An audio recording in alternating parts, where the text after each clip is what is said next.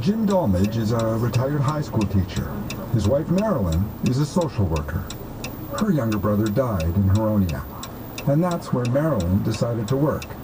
Patricia and Marie were two of her clients. After the two women left Huronia, that was more than 30 years ago, they all stayed in touch. They became friends.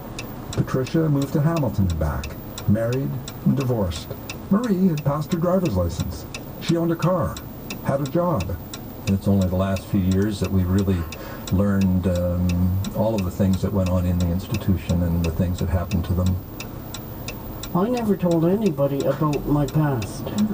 One lady came to me and asked me, oh, were you ever in an institution? And I wouldn't tell her. I would have learned a lot. But Marie and Pat trusted the Dolmages. They talked around the supper table. The stories they told about Huronia were more and more shocking. They told of beatings and being locked in dark cupboards. They were 8, 9, 10 years old.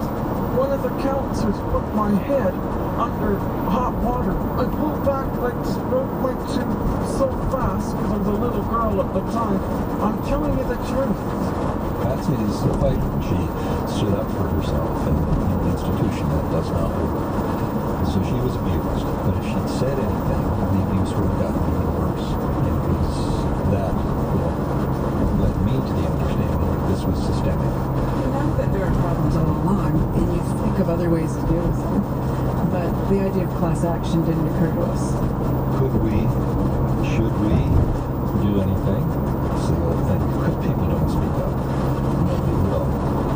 The Prime Minister with the 3 years ago, when the Dolmages heard about the Aboriginal residential school apology, they began thinking that maybe a class action was the way to help Patricia and Marie. Mr. Speaker, I stand before you today to offer an apology to former students of Indiana residential schools. The treatment of children. Jim and Marilyn found a Toronto law firm that had been involved in the residential school lawsuit. Patricia said that Marie Slark began spending their days with lawyers, slowly digging back into their Huronia memories, adding detail upon detail. We want the government to admit that we were neglected. Nobody asked to be born retarded. It was a crime back then to be retarded. They're stuck in a building that's like a prison. We were sentenced for a crime that we didn't commit. Kurt Bayard is the lawyer leading the class action suit. They have no way of getting in touch with their family members. They're subject to the complete authority and whim of those who are taking care of them, who decide how much they get to eat, who decide what time they go to bed, who decide when they're punished. Everybody is really quick to advise others, especially vulnerable people who've been treated badly by the state, to forget about it and just put it behind them. Most people don't do that. When Patsy would speak up, she would get into more trouble, and I would keep quiet about it. I knew what the consequences would have been. The mildly retarded girls are given regular cooking classes and acquire a skill that will help them anywhere, in or out of the school community.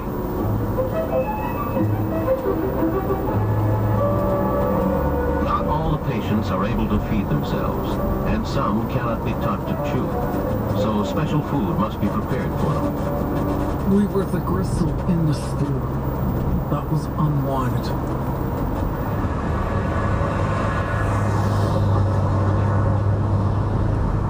Along with Patricia and Marie, more than 1,800 other people lived in Huronia. All of them vulnerable, most of them children. When you drive into Aurelia, you can't miss it. A massive 3-story red brick building sits in the middle of a vast lawn. A dozen other buildings are scattered about the grounds. Rows of majestic oaks and maples stretch down to Lake Simcoe. Oh my God!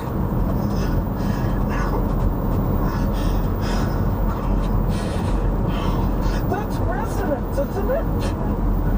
Oh, I hate it. I'm sorry. I hate this place too. We slowly drive by, empty building after empty building.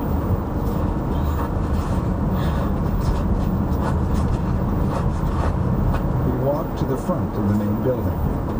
The women look up to the third floor windows, where they stared out at the world when they were little girls. You got a star each day that you were well behaved. Childhood memories come flooding back. But if you were even a little bit bad, you either got a quarter of a black mark, a half of a black mark, or a full black mark. Most of us, me, got black marks every day. And we all got slapped on the back. And they made us dig worms. That means laying on the ground with your face on the ground, your hands behind your back. If you turned your head this way or that way, one of them would come by and put their foot on like this, right down. And you know, when I told my father that, he'd tell me I was exaggerating. He would say, "You're just adding to the story." Every time. You know, when he's not here. Did a lot of people not believe you? I would tell my dad about it when he would come up, and he came up the 3 times I was here, and he was make excuses for them. Did you tell your social workers? You couldn't. I Leave the remember. cottage. How would you sneak out? The doors were locked. I remember when I met you. One person missed and the freaking line would go off. A few years before Patricia Marie arrived at Huronia, the well-known journalist Pierre Burton paid a quiet visit. He wrote what became an infamous column for the Toronto Star. It was called, "What's Wrong at Huronia? Out of Sight, Out of Mind." Burton visited on New Year's Eve, 1959. A friend was bringing his 12-year-old son back after the Christmas holidays, and Burton tagged along. He saw 90 beds crammed into a room built for 70. On one ward, there was a bathtub, 3 showers, and a row of 8 toilets for 144 residents. Burton wrote that the stench of urine and feces was appalling. He went on to say that the century-old buildings were fire traps, and that dozens of children could die in each place. Burton ended his article with this: "After Hitler fell, many Germans excused themselves because they said they did not know what went on behind those walls. No one had told them." "Well," said Burton, "you have been told about Huronia." They were always complaining that we would lose our temper and abuse, that it was the other way around.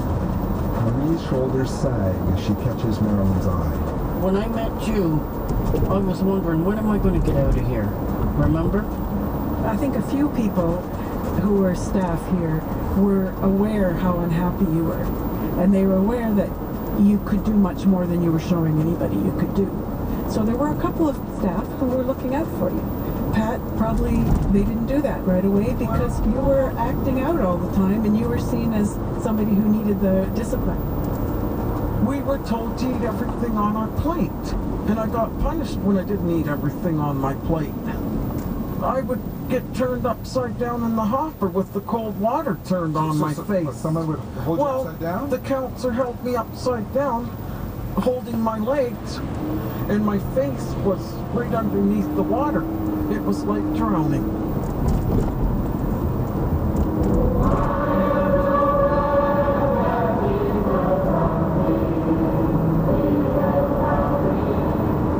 Burton's article ignited a public debate over the treatment of the intellectually disabled in Ontario's institutions. These children are part of my job. I'm Dr. Diamond, Minister of Health for the province of Ontario. The provincial government admitted there were problems and promised to invest more money and improve conditions. My department is working hard to solve the problem of overcrowding in the Ontario hospital schools. Not so simple, you see. Then, in 1971, 2 intellectually impaired young men, both former residents of a provincial institution, died. Frederick Elijah Sanderson hanged himself. Jean-Marie Martel froze to death. Public outrage was reignited. The government had to do something. Lawyer Walter Williston was appointed to look into everything about care and treatment of the intellectually disabled. For at least 100 years, the mentally retarded had been put on the bottom of the barrel. Williston concluded the entire system was outdated and broken. It was time, he said, for a century of failure and inhumanity to come to an end. parents were discouraged from ever even seeing their children. Williston recommended increased community support and the phasing out of all institutions. The changeover from the old thinking. In response, the government did come up with plans to gradually close institutions. Very gradually. It was, after all, a political minefield. Thousands of union jobs would be lost. Residents' families were terrified. Where would their family members live? Who would pay the caregivers? It took the province more than 40 years to close down all the institutions. Meanwhile, the evidence of abuse within those institutions kept growing. Staff were charged with assaulting children. Over-medicated teenagers ended up in hospital. There were suicides. Funding for community living programs was increased, but hundreds of children were still living behind locked doors. Huronia did not close until 2009. Patricia and Marie left Huronia in the 70s. They were both 21. An unlocked door. For the first time in 30 years, Patricia and Marie are back inside. Oh my God! This is the canteen! We would get canteen money and be able to come to the canteen once a week as a privilege. Don't worry, it's okay. We wander endless hallways, room after room of peeling beige paint and scruffy tiles. Patricia tries the elevator. Wait a minute, what is it? The door slides open to a hallway of classrooms. Yeah. This is where Patricia and Marie went to school. That's right, it was. Pretty sure of it. What's your time between your feet, please? Birthday. The government's information film, one on every street, was filmed in rooms like these. The camera carefully shows little girls in white blouses and navy blue jumpers, learning how to behave, how to be polite. There was nowhere to turn. Nobody listened. And we got warned that if we tried to report it to the outside, we would get punished when we got back. And they would get the other kids to abuse us. I'm sorry.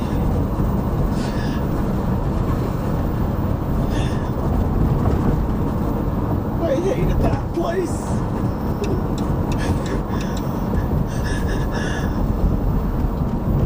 I, David McKillop of the City of Gananoque in the Republic of Ontario, make, pose, and say who I am. I am Plaintiff. in this action. Since Patricia and Marie started their class action suit, former residents of two other institutions, the Rideau Regional Center in Smiths Falls and the Southwestern Regional Center in Blenheim, have initiated lawsuits of their own. I worked first time at the car dealership in Gananoque. David, I'm going over it here. It says, clean toilet with a toothbrush, will wear nightgown all day, kneel and hold a pail of water in each hand for extended periods of time. They thought I was bad. were you bad? No. You say here, I couldn't tell anyone about the abuse because I was afraid that the Rideau staff and other residents would abuse me even more. Yeah, right. Because here you say you got kicked in the groin. Yeah, that's hard. What they're going through right now, it's hard on us and it's hard on him. Eileen McKillop holds her husband's hand. Two battle-weary, middle-aged people on a well-worn couch. Like Patricia and Marie, David and Eileen get help from friends, neighbors, and various community organizations when they need it. They manage well, proud of their independence. There was a macaroni casserole bubbling in the oven, and a guitar on David's lap. Picture all. No pictures of you when you were in the institution? You usually have pictures of yourself when you're a kid. But no him having any pictures? That is weird. Don't want to bring back memory as much as I can. But now you're involved in this class action lawsuit against the government of Ontario. Don't stand up for all the people who probably not stand up for himself. And you're having to remember what it was like being there. Beaten up by a staff in sexual assault. That happened to me too. I'm an 18-year-old. David's stories echo those of Patricia and Marie. The body of evidence is growing. Some people say I'm a groupie. Some people say I am dumb. But if you spend some time with me, you'll find I'm feeling free, Lord. Think about people who die in the institution, people who left the place. That's what that song all about. Lord, give me a way. Which way out? Just saying, you're not supposed to be in here. Okay, which way do we go out? We just can't get out. Whoever ever even thought of inventing those places, they should have had their head blown off. I shouldn't talk like that, I'm sorry. Because you know, the damage too is that I never grew up with my family. I was like a stranger. But I guess back then they thought they were doing a humane thing. Well, how humane was that? How far do you think the government would have gotten in the 50s, 60s, and 70s if they had held people convicted of murder by the ankles and dunked them into bath water full of ice cubes, or forced them to scrub floors with toothbrushes, or kicked them or punched them? If you think about the sort of the hierarchy in terms of where these people stood on the totem pole, they were below convicted felons. No one from the Ontario government is speaking publicly about these lawsuits. In its statement of defense, the government says Huronia was managed in accordance with the standard of care of the time. Well, that's the way things were done back then. As for Patricia and Marie's stories of being dunked headfirst into tubs of water, or David being kicked repeatedly in the groin, the government simply says, prove it. Patricia was asked the other day to name the people she says abused her. She came up with a list. If the government can prove that it took every step to protect these people, then it will be successful. Kurt Bayart, the lawyer, has been down this road before. He was one of the lawyers on the Indian residential school case. If you read the reports that were given to the cabinet decade after decade, it's very clear that that isn't what was happening at the time, and that even though the government was told multiple times by the people it was hiring to do reports, it still didn't listen to those people. The government of Ontario created the conditions under which this all happened, so there's no one else to blame. Kurt Bayart is now reading through thousands of files. As former residents and their families find out about the lawsuits, they send in their stories. More arrive daily. Some people, like Patricia and Marie, left Huronia decades ago, but their memories are as clear as day. All these years later, there's an air of urgency about this case. People with intellectual disabilities don't usually live as long as other Canadians. The men and women who grew up in Huronia are dying at the rate of about 200 a year. Patricia is 53, Marie is 57, David is 60.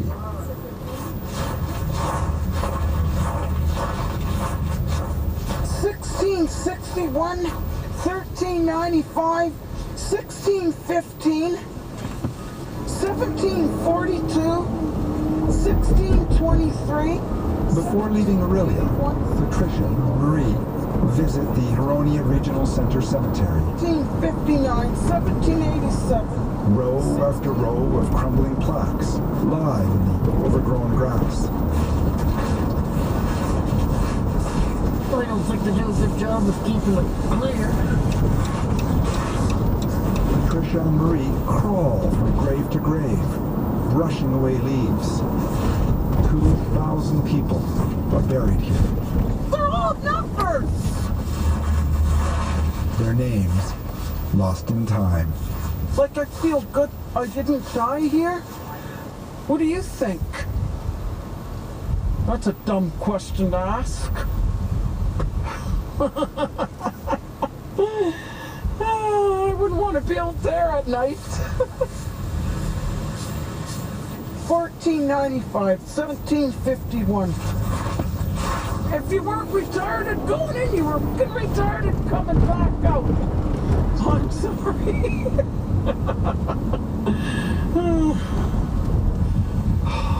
I'm sorry I swore. That's all I have to say for now.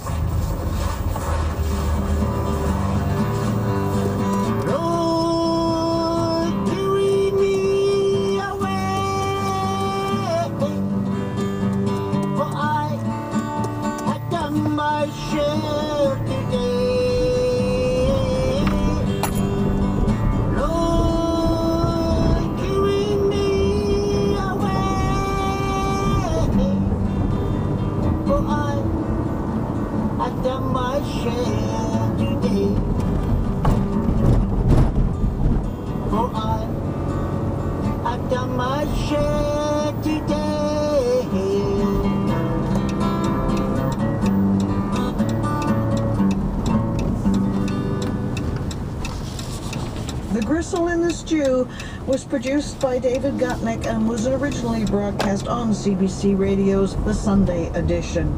Do look at our website. There are pictures of Maurice Lark and Patsy Seth there. It's cbc.ca/global perspectives. We're on CBC Radio 1 on Mondays at 9:30 in the morning, on Wednesdays at 11:30 at night.